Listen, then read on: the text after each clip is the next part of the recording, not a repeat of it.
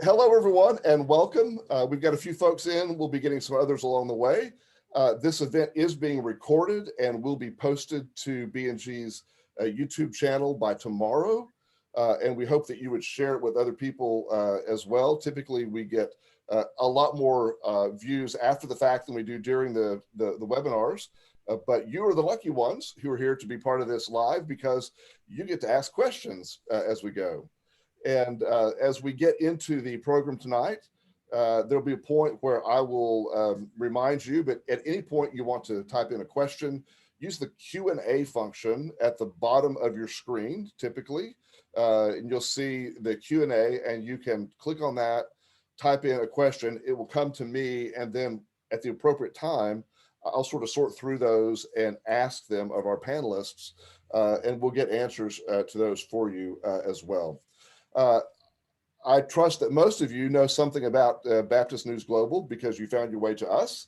And I want to thank you for being part of our reader-supported enterprise here. We call ourselves the host of Conversations That Matter. And certainly the death penalty is one of those conversations that matters a lot.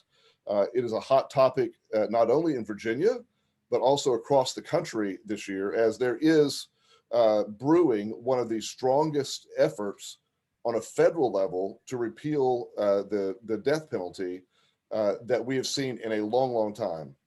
And of course, you probably are aware that Virginia just recently finalized this last step with the governor signing into law this death penalty repeal that makes Virginia the first state in the Old South to do away with the death penalty. And this is a really, really big deal.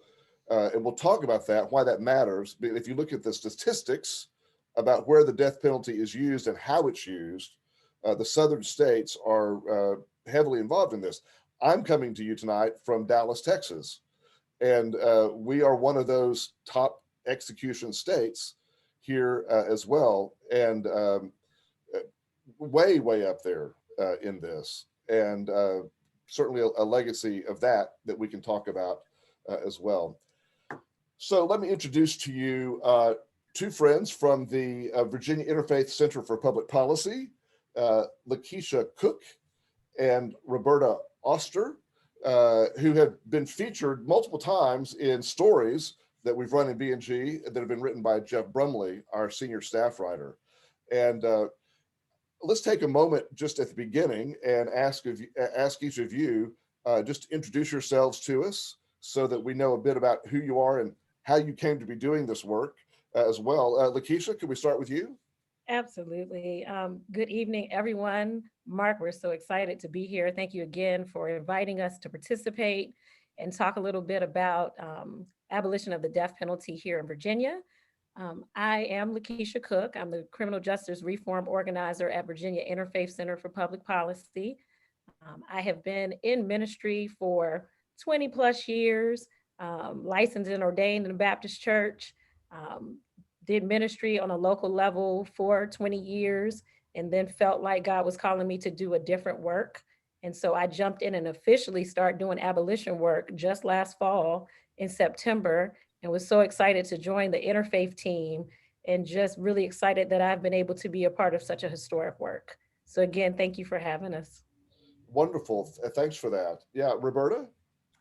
So I'm the communications director at the Virginia Interfaith Center. And Mark, thank you for having us. We really are, it's a pleasure to be here. And I have been so impressed with the work that you all have done covering this story.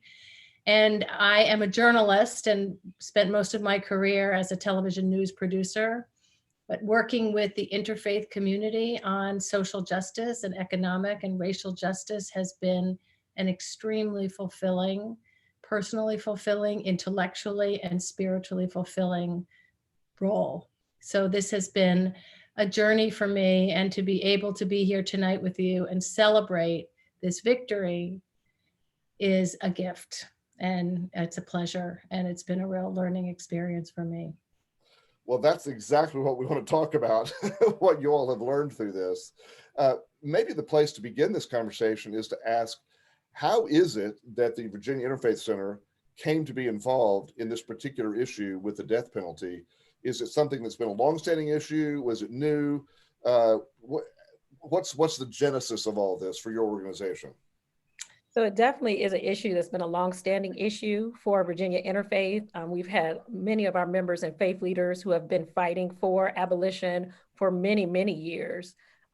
Here recently, we did partner officially to go into the abolition work for this coming session with Virginians for the Alternatives for the Death Penalty, which is another advocacy group that had been doing work for years for abolition. And so we partnered officially with them, for this legislative session, but it was a topic that was very near and dear to many members of the interfaith community. And so it's just a natural fit for us. We fight for justice, whether it be social justice, economic justice, whether it be racial justice. We're always on the side of fighting for justice work. So death penalty, it just was a natural fit. Roberta, anything to add to that? Well, just from a communications perspective, the Interfaith Center has been doing this really for 30 years. And so I went back into our archives and looked at some of the stories and the interviews. And so it's been, this year was particularly meaningful to create this partnership and make this one of our top priorities because the timing was right. The legislature, the new legislature with the Democratic majority, and the racial strife that we have been addressing in this country, on top of COVID, of course. But I think that helped propel a lot of this. So the timing was phenomenal from that perspective. So when you say interfaith in your context, what does that include in Virginia? Who all is in your coalition? So, well, let me tell you, we have 22,000 people on our mailing list. And not all of them are super active members, but they receive our emails. Many are deeply engaged, and they are all faiths and people of goodwill. So one does not need to be a member of a congregation or any particular faith community. If you just support justice and you want to join this group, you're in.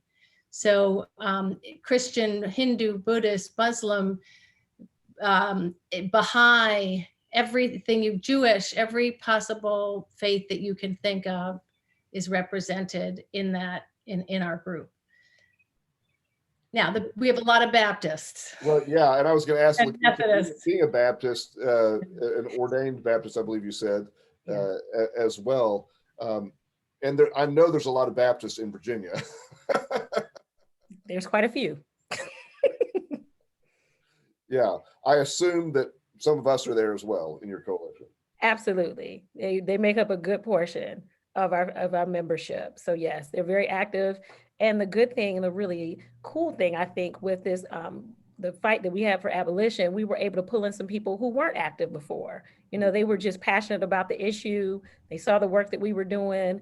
They heard the cry that we needed to go ahead and abolish the death penalty, and they joined in on the work. And so now it's helped us to expand our membership even the more so. Interesting.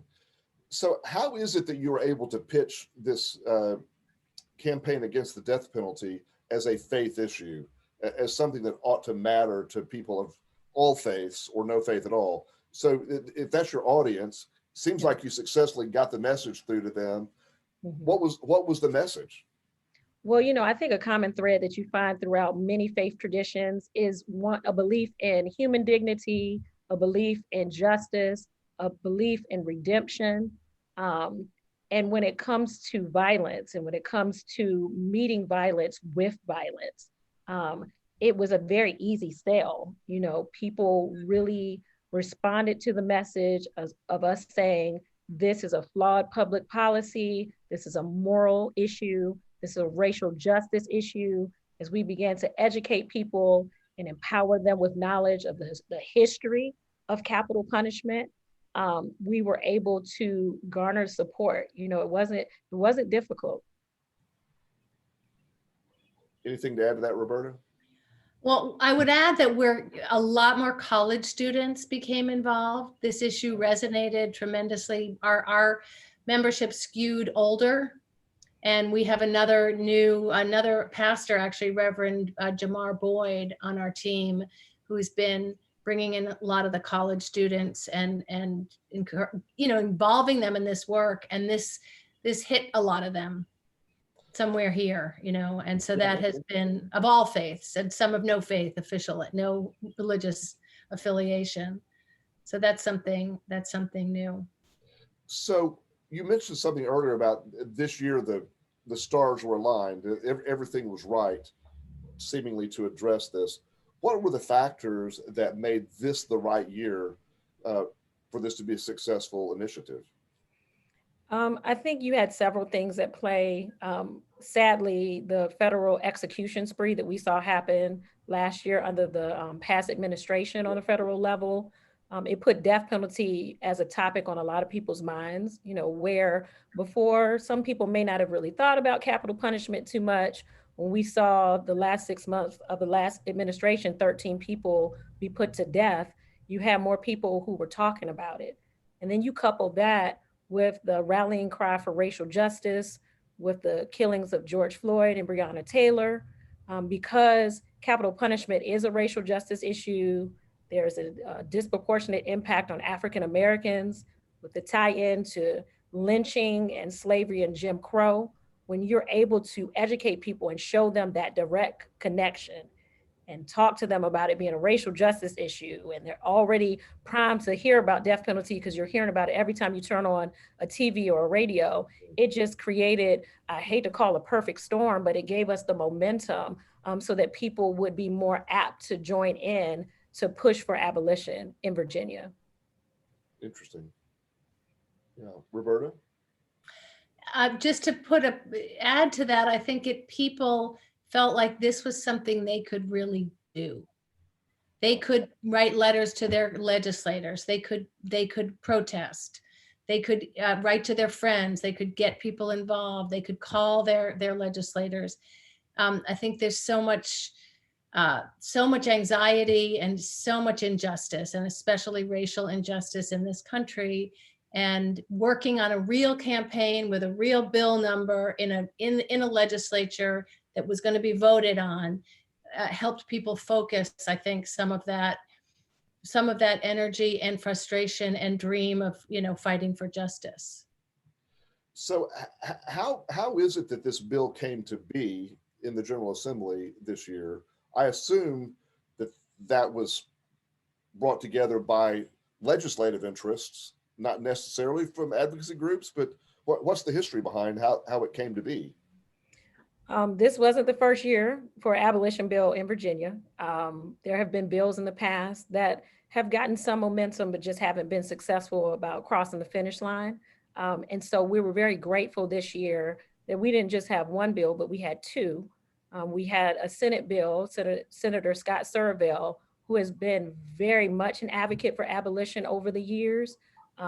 He sponsored a bill on the Senate side, and then Delegate Mike Mullen, again, another person who has been extremely supportive of abolition in the past. They both, this was something that they both felt very passionately about. And so they were the ones that gave leadership in actually filing the bills. And then you had legislators who signed on to be patrons and co-patrons and chief co-patrons. And so there were a lot of legislators who joined us in leading this effort. This didn't have to just birth in the advocacy world. This wasn't just the faith community saying it was time to do this. Our legislators believed that it was time to do it. And then, so wonderfully, our Governor Northam, was a huge advocate for abolition. And so even as the session was about to begin, he came out before the session even started and said that he was pro-abolition, that if a bill, is ready, it was time for Virginia to finally abolish the death penalty, and his support helped give even more momentum as we were going into the session. So there's no way we could have done it without their leadership. Wow, helpful. Very. Helpful indeed. So as you then engage the faith community, in particular, the interfaith community, what are some ways that the message activated people in these various faith communities to get involved, and how did they get involved? You mentioned letter writing or emailing, but certainly it seems like there was more than that as well. So they definitely were emailing and calling every time we put a call out and said, hey, we need you to email your legislators because this bill is moving into committee or it's going up for a vote. They definitely answered that appeal. But on top of that, we had faith leaders who participated in a faith leader press conference that I think really set the tone for the session. It was done right at the beginning of the session. There were 4 African-American pastors from around Virginia who really spoke to the racial justice lens of death penalty, and the wonderful media who picked up on that press conference, including Jeff Brumley from Baptist Global News. Like, we are so grateful that, again, the faith leaders who did the press conference, and then we had prayer vigils that happened. As I mentioned before, death penalty and capital punishment is descendant of lynching, Jim Crow, and slavery. And so a way that we sought to educate the public and our faith leaders and members about the connection of lynching and capital punishment is we hosted prayer vigils all throughout Virginia. And we provided a prayer litany, an interfaith prayer litany that they could use, asking for forgiveness, asking for guidance as we go about attempting to abolish the death penalty. And I believe those pieces were so significant, and it gave people something to participate in. And along with that, I just thought about something else. We had a faith leader sign-on letter where we put a letter out to all of Virginia, any faith leader who wanted to abolish the death penalty. They were able to sign on to a letter of support that we provided to our legislature.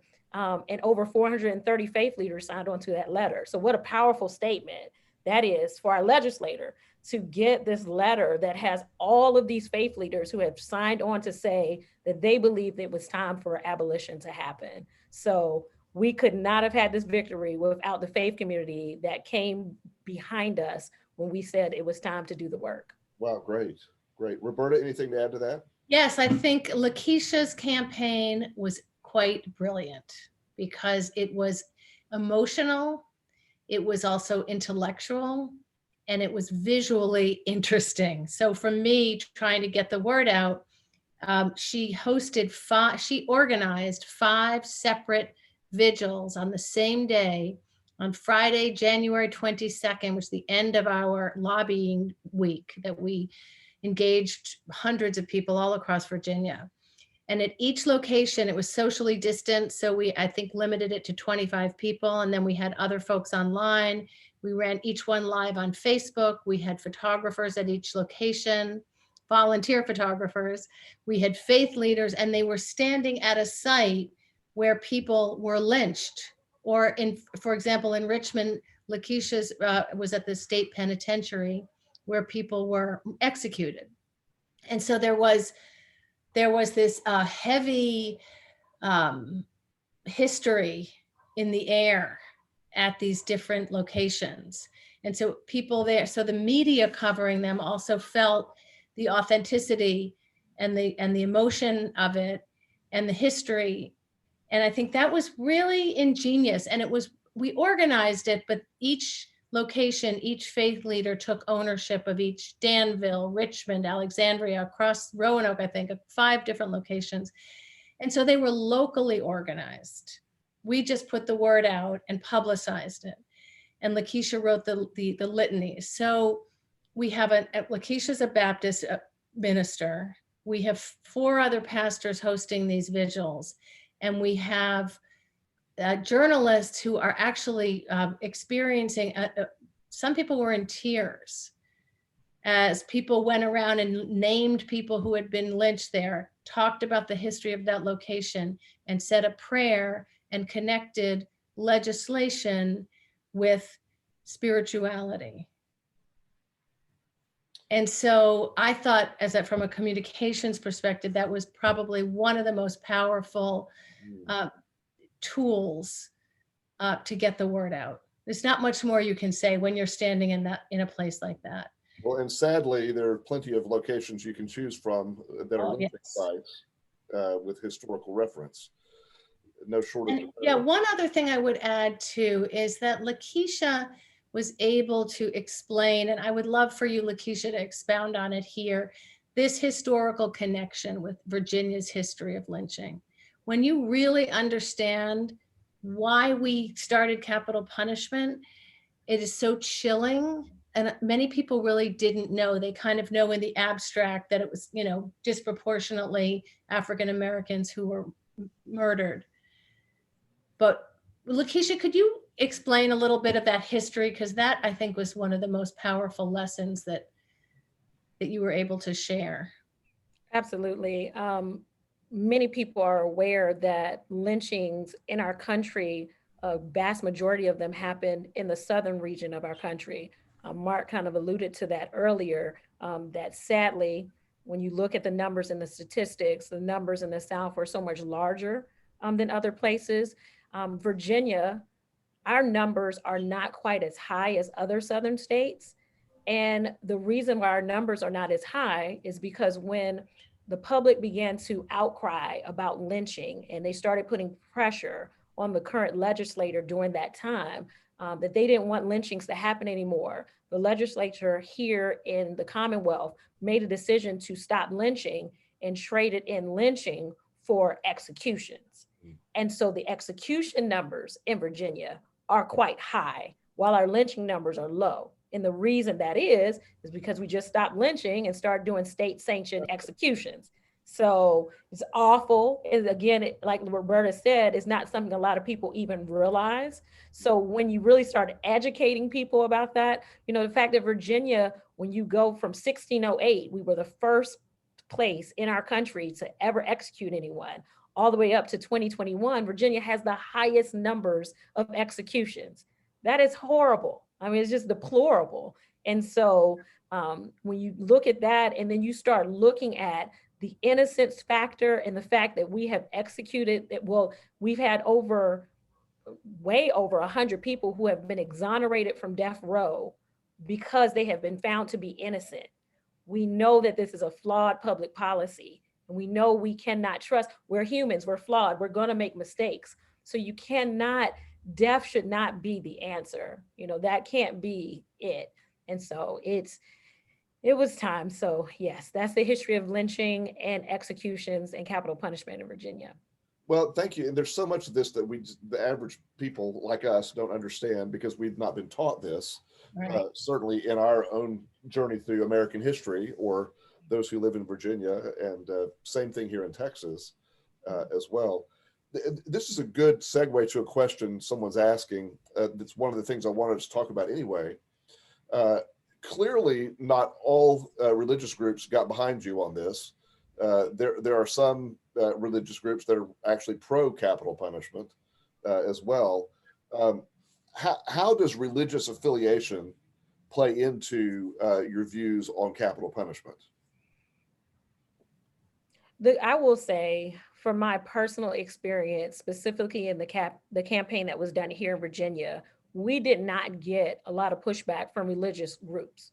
I did not have one disagreement with anyone from a religious organization on capital punishment. Thank goodness. But we know that's not always the case. We are aware that there are some religious groups, some mainline denominations that stand firmly behind capital punishment and believe that it is something that God mandates, and they'll pull scripture out and tell you what scripture they believe back up their beliefs.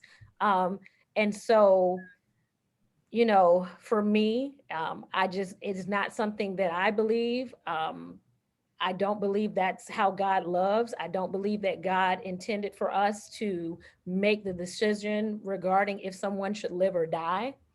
And so it's a very, I don't know. That's a hard one. For you to say that God is the reason that you believe that you should kill someone else, that just does not, those two things should not be in the same sentence. Like, I struggle with it. That's the best I have, Mark. Okay. I'm with Dr. Cook.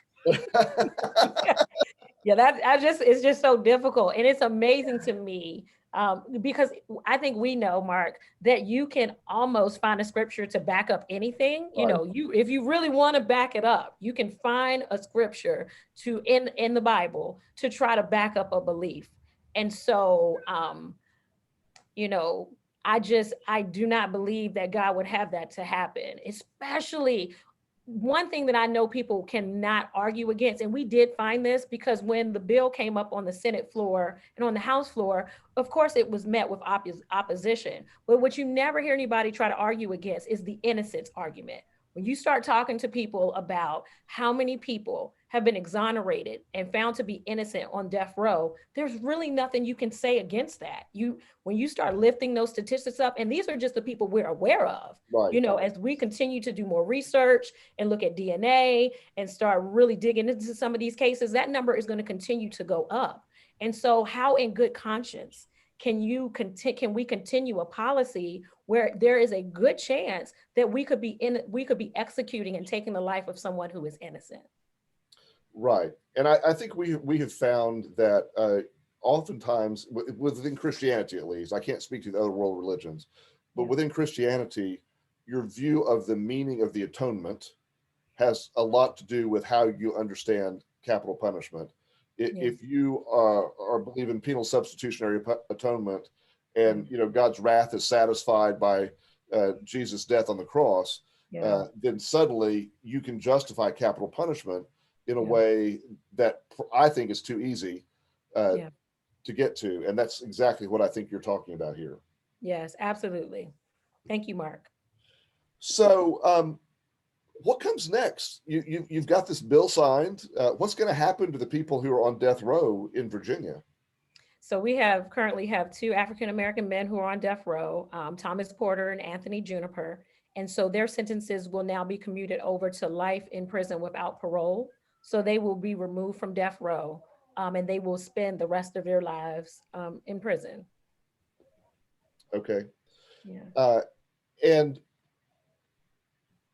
what comes next for you all in this? I mean, this is a big victory that you've been a part of. Obviously, you're not just going to sit down and say, "Well, our work is done." What's the next spinoff from this? So there's still so much work to be done. We continue to fight every single day for justice. We really believe that this victory in abolition puts us on the pathway to hopefully a new evidence-based approach to public safety. We're looking at ending mass incarceration. And so we're doing work specifically in pretrial justice area, looking at cash bail reform. So we just continue the work. So criminal justice reform work continues to be one of our priorities. Yeah, well, I think, Yeah. go ahead, Roberta. Just to add to that, other states now, other southern states in particular, are looking to Virginia and looking to the Interfaith Center to help them with their campaign. So I know we've been talking to Nevada, Georgia, Kentucky.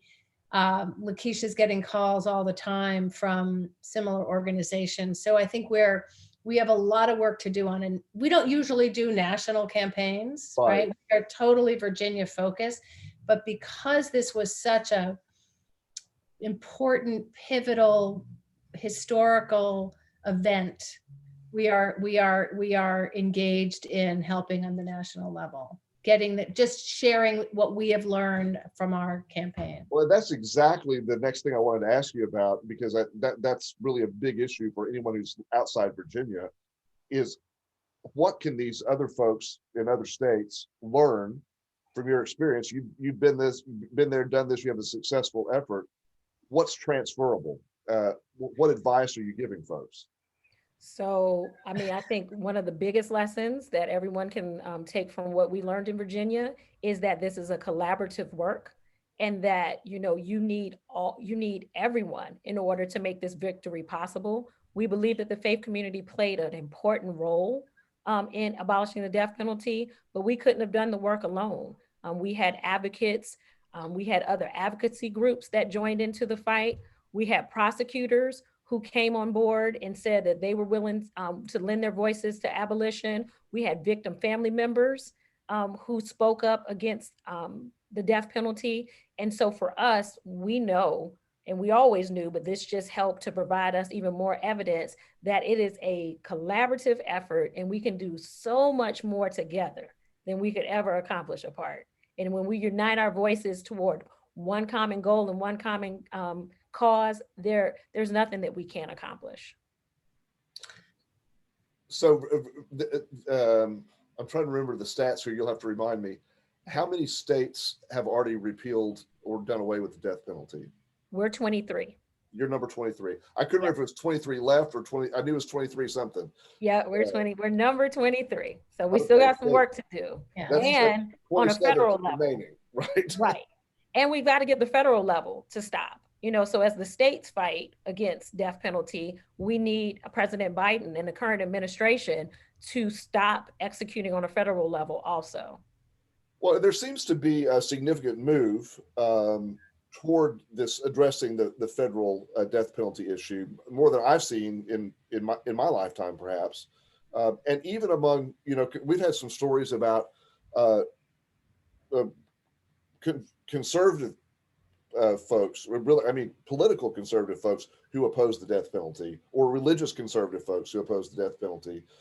There seems to be a broader coalition than many people would imagine, right? Absolutely. Some would believe, with not knowing that it's a partisan issue, they would think, this is only one particular political party that wants to push abolition, but it is a bipartisan effort. You see people on both sides of the aisle that are for abolition. And you also, like you mentioned, you see conservative voices who are speaking out against death penalty. And so again, if we can get all those voices together, we should be able to abolish. I think that Virginia has set the tone, and I really think we'll see other states follow behind us very soon. Well, that's important. To add to that, I think from a communications perspective, the faith leader voice was so powerful. When you hear a preacher, especially an African-American preacher, talk about this legacy of lynching, and talk about the injustice, and talk about the disproportionate number of African Americans who have been killed, the numbers are so staggering. And I think I would advise any other state to look to the faith community. A lot of times on issues, you don't do that, because it can go either way. Right. You can upset, it doesn't always, but because this really is a moral issue, I think that strategy just resonates with people. And so that would be one. And then I would say to focus on young people as well. Wow. I think that, I have young teenage kids, college age kids, and the sense of wanting to fight injustice. They're like, let me fight. I've got to do something. My world is falling apart. And this is a concrete way to actually pass a law that will stop the state from executing people. So I think that's really powerful. We also, social media. So one of the obstacles I had on the comm side is usually we have some budget for advertising on social media, for using Facebook to run ads, for example. It's going to be very, very, very effective. And Facebook closed down all their political ads, because of what was going on in Washington with the election. And so we could not use that resource. So we had to think, how do we think creatively to reach beyond our regular Facebook followers? So we partnered with the Eighth Amendment Project, which is a national abolition organization that is incredibly powerful and brilliant, and the ACLU Virginia, and the Virginians for Alternatives to the Death Penalty. But anyway, in that partnership, we decided, let's do a video campaign. And Eighth Amendment was able to get us footage of a man, Kwame, who was exonerated, but who had spent 28 years of his life on death row. And we were able to use a short 15-second clip of him telling his story. So the money that we would have used for a Facebook ad, we used to send out to put banner ads all over and geo-targeting them toward like where the legislators were voting and each legislative district that we wanted to hit, and then key websites that people, gravitate toward newspapers, Politico, Huffington Post, Reuters, other different websites. And we had this 15-second, very powerful ad. And, I cannot measure, I cannot tell you how many people who saw that ad then called their legislator, or how many legislators who saw that ad changed their vote. Oh, But I can tell you that the people who saw it were very moved by it. So we had to think outside of the box and do different kinds of communications campaigns. So I would encourage people to do that as well, and to use testimony. This was like Kwame's testimony about his story. So, and the other thing I want to share is that I interviewed all of the 5 pastors that Lakeisha has been. Many pastors worked with us, and rabbis and imams, but there were 5 key leaders of working with Lakeisha on this. And I did an extensive interview with them, and I can send you the link to the article about why they personally got involved. And so when a journalist would call me and say, oh, I want to do a different angle on the story, I would say, call Pastor Warner, call Dwayne. So we were able to call on our people in our coalition who could talk from a personal level. So I think preparing in advance those kinds of stories, engaging faith leaders who are willing to have those conversations and to go live on TV when you need them, and to write op-eds, that was really helpful. And Lakeisha brought those right to me and said, here, we have these 5 people that she had been working with. So that was extremely helpful. Historically, and I should have asked this earlier, historically, the Catholic Church has been on the front lines of making the death penalty. They've had a very consistent right to life ethic that evangelicals often do not have, that's concerned about abortion, but also about capital punishment. Was the Catholic Church involved much in what you were doing? Absolutely. They definitely were a key component, a key voice in our advocacy work. They, like you have mentioned before, in Virginia, they've been on the front line for a really long time doing abolition work here. And so they very much were a component in our success and our victory this year. Very good. So I've got several questions that are piling up, and I want to begin to get some of these out. What someone's asking, what is the risk of the governor's office or the balance in the legislature, the General Assembly, flipping in the future? And would a future governor or a future legislature have the audacity to try to reinstate the death penalty? They very well could have the audacity to try. So that's why local elections, every election is important, but specifically we're looking very close at this election that's coming up for us in Virginia this fall. This is a big election. We're electing a new governor, a new lieutenant governor, a new attorney general, and our House of Delegates are all up for re-election. So we're watching it very closely. And if someone has the audacity to try to flip That's it, my word, by the way, nothing. and I'm going with it, Mark. If they have the audacity to try to flip it, then we have the audacity to begin advocating to flip it back. So we'll just keep fighting. Yeah, I mean, I'm the one who, after Obamacare passed, said, oh, no one would have the audacity to try to take people's health care away from them after they already have it. And I was wrong. Right. So we know, so we don't put anything past anyone. So we're preparing for whatever could possibly happen. So we're already having those conversations. Okay. I mean, that would be something if a state tried to reinstitute the death penalty, right? Yes. And we're living in a something kind of society right now. So you got to be prepared for anything. Yeah. Yeah. So the next question is, will there be a push by some local police departments or jurisdictions or politicians to condone excessive force, police force, that effectively, as we see in the Derek Chauvin case that's going on right now in Minneapolis, to execute someone on the spot without, I mean, that's almost a form of lynching. In a way, it's justice on the spot, whether really intended or just unintentional, and so forth. how is that going to play into, you sort of hinted at some of the things you're still working on, and I assume that would be one of them too. Yeah, thankfully, our legislature has been pushing for a lot of amazing reform in the criminal justice area. We had a special session just last summer, specifically looking at police reform and criminal justice reform. And so we already have some laws in place about excessive force within our police force here. And so it's just something you got to watch closely. I would hope that the police would not do that and try to take the law into their own hands and attempt to take someone's life in order to, what I don't know, mete out justice the way that they feel it ought to be done.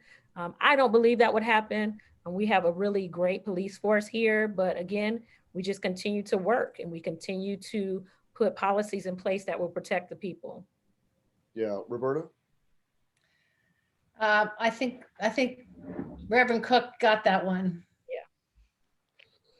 You know, one of the criticisms or observations that comes up when you're discussing the death penalty is there are some really horrible people in the world who do heinous things that are not questioned. You know, as our questioner says, the Timothy McVeighs of the world or the Jeffrey Dahmers of the world.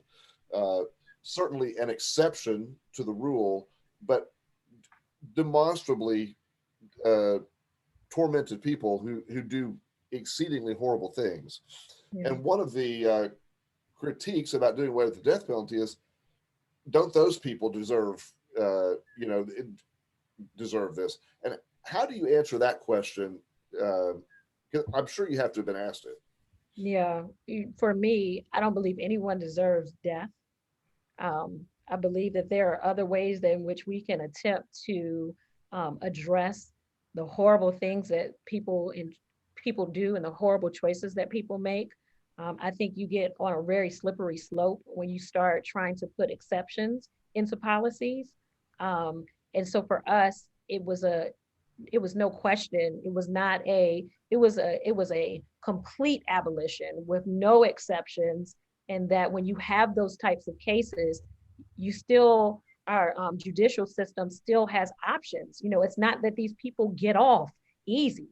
And see that, and I think that's the struggle that sometimes people have is they're like, oh, well, they just have to spend life in prison. Okay, well, that's not a cakewalk. Like that's not, that's not, and, right, that's horrible. And when you're saying life in prison without parole, that's horrible in and of itself.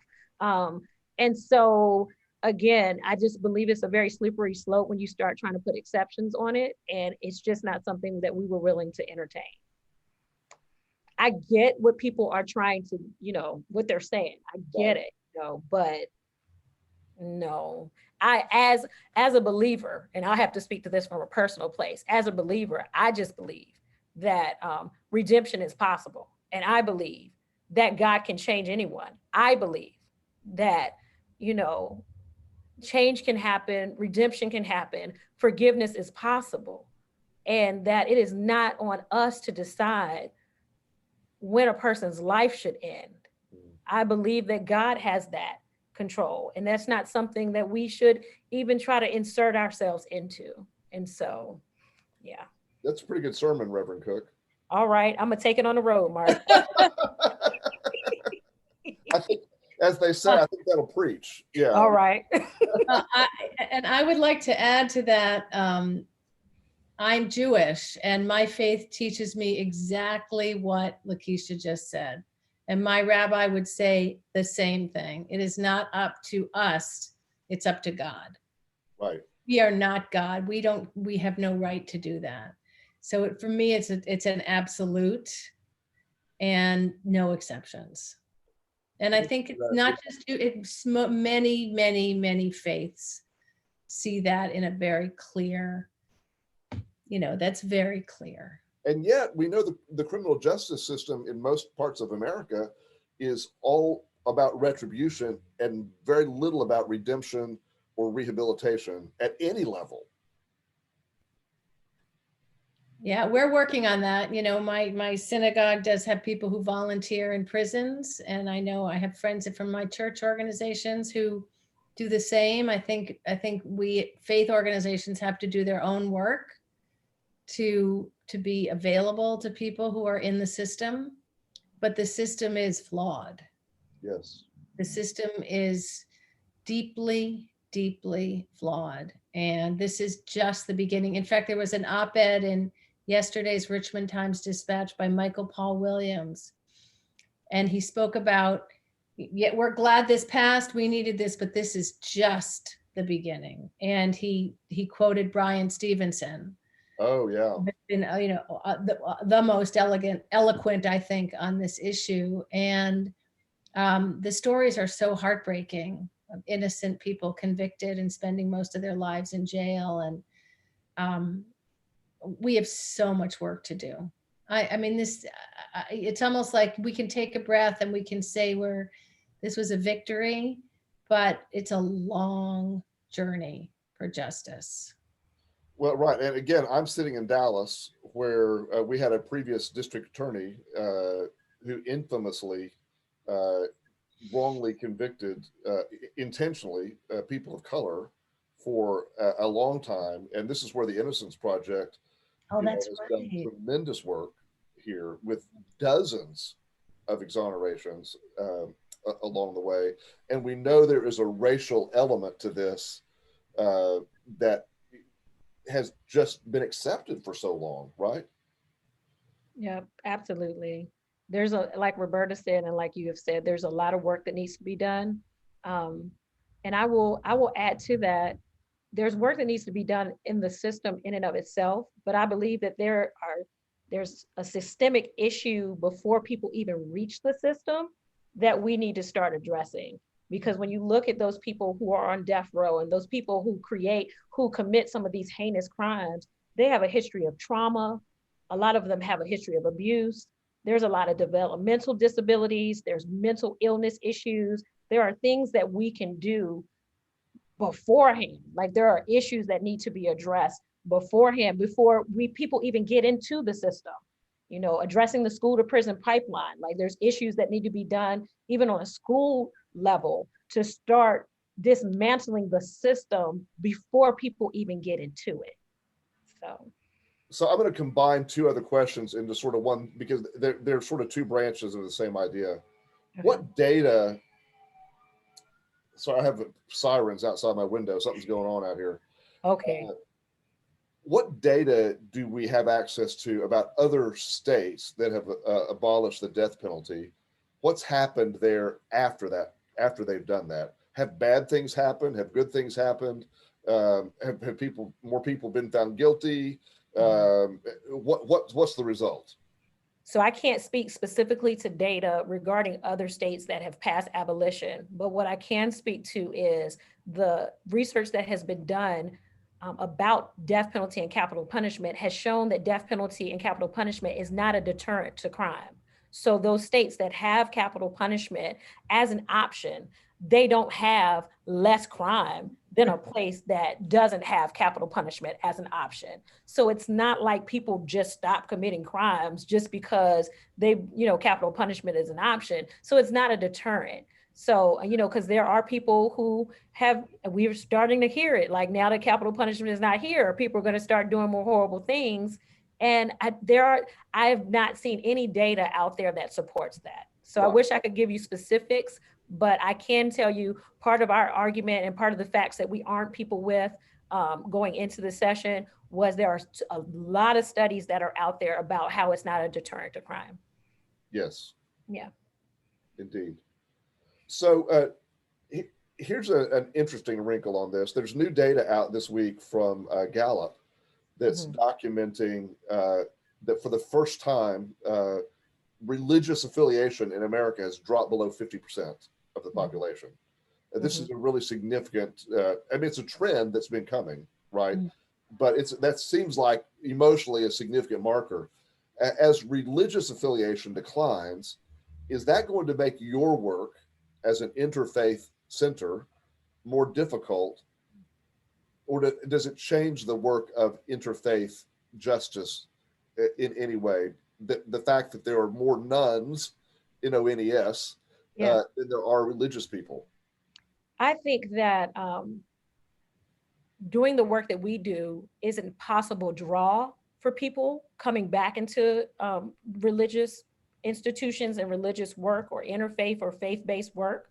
I have seen data about millennials, Generation X, that the Barna Group has done and Pew Research has done, that one of the main complaints that we have as young adults, I'll still put myself in that category, as young adults is a lot of churches, they don't do social justice work. You know, they're not concerned with what's going on outside of the church.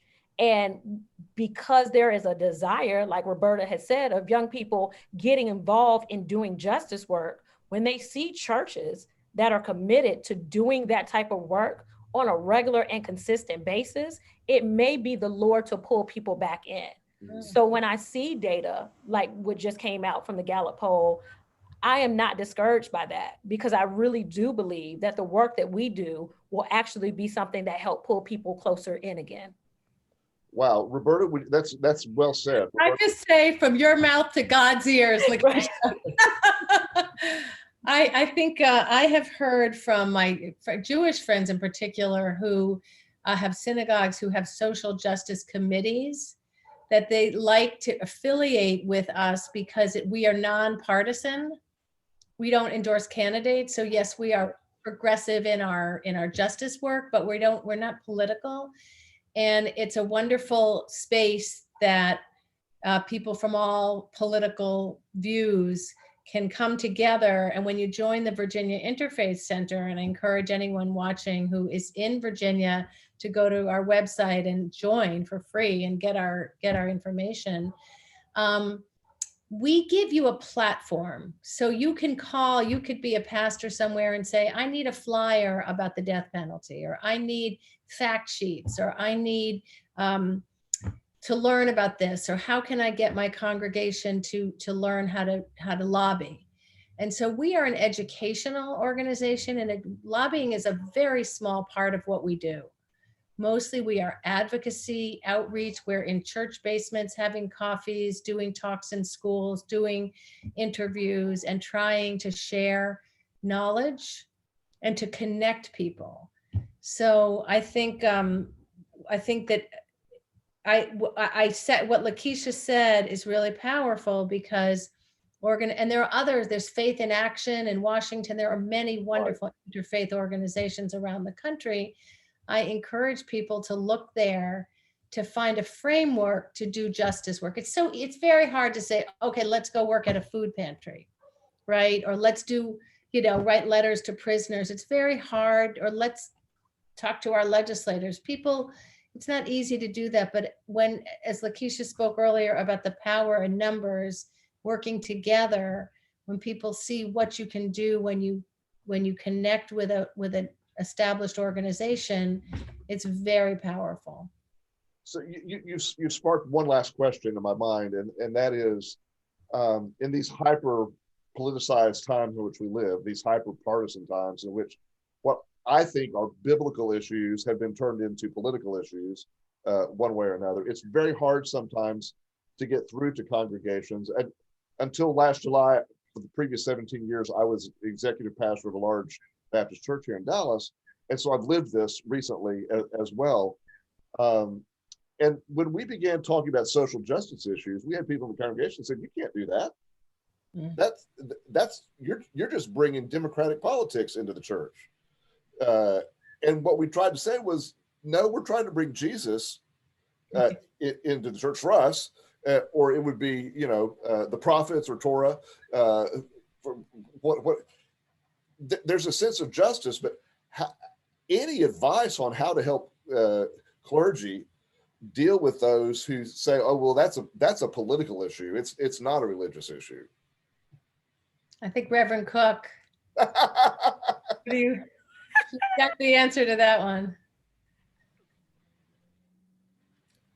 Our churches are part of the communities in which they are located. And so in being a part of the community in which you're located, I believe part of our mandate is to make sure that the people in the community are cared for, and that we're creating safe spaces and spaces that promote justice and we take care of the least of these. Like that's part of our call and our mandate as followers, you know, no matter what faith you believe in. And so you just have to teach people that this is the work of the church. It's not separate. You know, this is part of the calling that we have been given. We are supposed to walk justly, love, love mercy. You know, I'm about to mess it up, and I'm a Baptist preacher, but you know the Micah text. You know what we're called to do. Like this is what we're called to do, and so we've got to make sure that we're walking what we've been called, and we are being good stewards. I mean, it's a stewardship. I think mandate. And so you've got to kind of be creative with some of those that, you know, want to keep pushing back, you know, that, you know, this is God has trusted us, or we've been trusted by the divine and given gifts of, you know, facilities and resources. But it's not just for the people that attend our churches weekly, but this is the work, what we've been blessed with. We're supposed to help bless other people. And that work is greater than feeding just food pantries, and that's a blessing, but there's more work that needs to be done. There are systems that need to be addressed in order to create the communities that we're called to create. Well, I wholeheartedly agree, and this is I'll add my sermon to yours here. Come on. I've learned that there's a difference between benevolence and mission. Yes. And a lot of people believe that missions is simply benevolence, food pantry, clothes closet, putting a Band-Aid on things. Yes. You know, the old saying is that when you keep seeing people thrown in the water and floating down the river, eventually you've got to go upstream and figure out who's throwing them in, right? That's good, Mark. Yeah. It's not enough to just be pulling them out of the water when they come by. Eventually you got to go up there and figure out who's pushing them in. There it is. And that's the systemic part of it. But in a lot of our evangelical Christian churches, that's verboten. You cannot go up the river because that's political. It's Christian to give them a handout to get them out of the water, but it's political if you go figure out who's throwing them in the water. There it is. So we're going to keep educating people and teach them how to get the people from throwing them in the water, because we don't want people in the water. We do not want people in the water. You got to stop the thing at the root. And that's the challenge a lot of our evangelical and mainline clergy are facing when they preach that message. Right. They get in trouble. Yeah. They get in trouble. Well, I am praying for courage and bravery, and that they continue to preach it and teach it and push it, because we need everybody in order for us to right some of this stuff that has gotten so wrong. We're going to need everybody to do their part. Well, as we wrap up here, let me just give one last moment for each of you. What have we not talked about, or what's the undelivered sermon that you have brewing in you that needs to be said as we reach the end of our webinar tonight? Well, I'm a Baptist preacher, so I know when to close and stop. And so I believe that we have covered every point. I appreciate you so much for the questions that you've asked, for the people who have put questions in the chat. Again, this is an issue that we know is a sensitive one and is a difficult one to talk about, but we believe wholeheartedly that death penalty is a flawed public policy that just needs to be abolished across the books. And so you giving us the platform to continue to talk about it, we are forever grateful for that. So thank you. Thank you, Lakeisha. Roberta? I echo that gratitude as well. I really appreciate the work that Jeff and other folks in your organization have done to publicize this story.